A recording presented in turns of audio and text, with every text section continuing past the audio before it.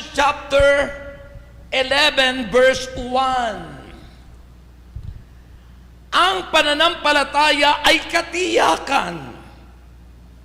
Katiyakan na mangyayari ang ating mga inaasahan at paninindigan tungkol sa mga bagay na hindi nakikita. Faith is the evidence, ebidensya. Faith is the evidence of things hoped for. Mga bagay na inaasahan natin. The evidence of things not seen. Ang ebidensya ng mga bagay na di mo nakikita. Ngunit, kiniklaim o inaangkin mo na mangyayari at tatanggapin nating lahat. Naglalakad si Jesus sa ibabaw ng tubig. Ano ang sinabi ni Peter? Dahil siya ay galing sa pangingisda. Panginoon, kung kayo po yan, hindi siya sigurado. At ang sabi ni Jesus, come. Come. At lumunsad sa tubig si Saint Peter. At unti-unting humakbang nakakalakad siya sa ibabaw ng tubig.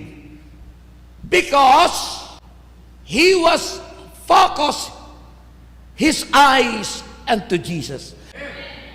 Tayo,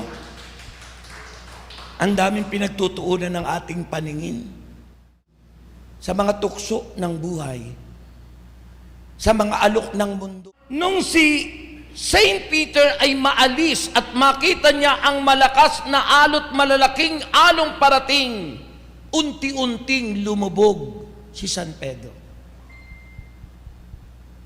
Diba? Kapag naalis ang ating paningin kay Jesus, at alam nyo, yung sinasabi sa Hebreo chapter 12 verse 2, ituon natin ang ating paningin kay Jesus. Ang tinutukoy na paningin doon, hindi ang ating physical eye, kundi ang ating spiritual eye. And that is our faith in God. Yung ating pananampalataya sa Diyos. Na dapat sa Diyos lang nakatuon ang ating pananampalataya. Huwag nating aalisin, baka tayo'y dahan-dahang lumubog.